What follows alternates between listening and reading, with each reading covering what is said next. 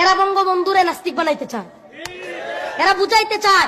বঙ্গবন্ধু সেদিন বলেছিলেন সেই রেডিওওয়ালাদেরকে, কারি ওবায়দুল্লাহ হুজুরকে আনো, এখনই তিলাওয়াত হবে। তোমরা কি ভাবছো দেশটা স্বাধীন হয়েছে পাকিস্তানের বিরুদ্ধে, ইন্ডিয়া সহযোগিতা করছে দেখিয়া দেশটা কি হিন্দু হয়ে গেছে নাকি?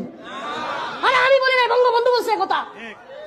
বঙ্গবন্ধু শেখ মুজিবুর রহমান বলেছেন দেশটা কি ইন্ডিয়ার সহযোগিতায় স্বাধীন হয়েছে দেখিয়া আর পাকিস্তানের বিরুদ্ধে স্বাধীন করছে দেখিয়া দেশটা কি হিন্দু হয়ে গেল নাকি? কোরআনের তিলাওয়াত ছাড়া কেন রেডিও চালু হইলো? সেই বঙ্গবন্ধুর কথা এগুলো। প্রিয় ভাইরা আমার, তাহলে বঙ্গবন্ধুকে ওরা বানাইতে চায় নাস্তিক।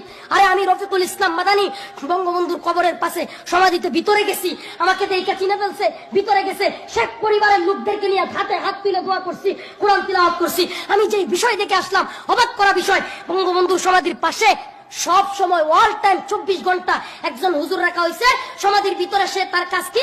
নামাজ পড়বে, কোরআন নামাজ পড়বে, খাবে দাবে ঘুমাবে, আর সারাদিন কবরের পাশে কোরআন তিলাওয়াত করবে।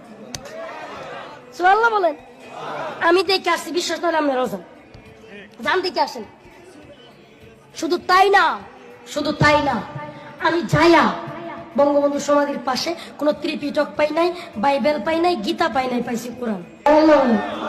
আরে বঙ্গবন্ধুর আমি পুরা একবারে আমাদের মাননীয় প্রধানমন্ত্রী যেই রুমে থাকে, ওনাদের ফ্যামিলির লোকরা সহ, এরপরে গার্ড যারা আছে, সিকিউরিটি গার্ড, ওরা আমাকে চিনছে, মহাব্বত করছে। এরা ঘুরায়া ঘুরায়া প্রধানমন্ত্রী যে ঘরে থাকে, যে 3 তলা বিল্ডিং, এটাতে নতুন একটা হইতে সব ঘুরায় ওরা দেখাইছে। ওই দিন বঙ্গবন্ধুর নামে একটা হচ্ছিল, দোয়া হচ্ছিল, সেই দোয়ার মধ্যে অংশগ্রহণ করছি, সব কিছু ঘুরে দেখছি। বঙ্গবন্ধুর নামে যে লাইব্রেরি করা হয়েছে, ভিতরে একটা লাইব্রেরি আছে, সেই লাইব্রেরিতে গেছি, বৈশা বৈশা কতক্ষণ বঙ্গবন্ধুর জীবনী, আত্মজীবনী পড়ছি, সবকিছু ঘুরে দেখছি। প্রিয় ভাইরা আমার, বঙ্গবন্ধু মুসলমান ছিলেন, শুধুমাত্র তাই না, বঙ্গবন্ধু আমাদের এই দেশের 18 কোটি মুসলমানের নেতা, আওয়ামী লীগের নেতা না। আপনারা কুয়ার ভিতরে নিতে চান খালি, আওয়ামী লীগের নেতা। কিসের আওয়ামী লীগের নেতা? বঙ্গবন্ধু এ জাতির 18 কোটি মুসলমান, হিন্দু, বৌদ্ধ, খ্রিস্টান সকলের নেতা। আমি বিশ্বের ইতিহাস পড়ে দেখছি, চাটুকারিতা না, বিশ্বের ইতিহাস পড়ে দেখছি।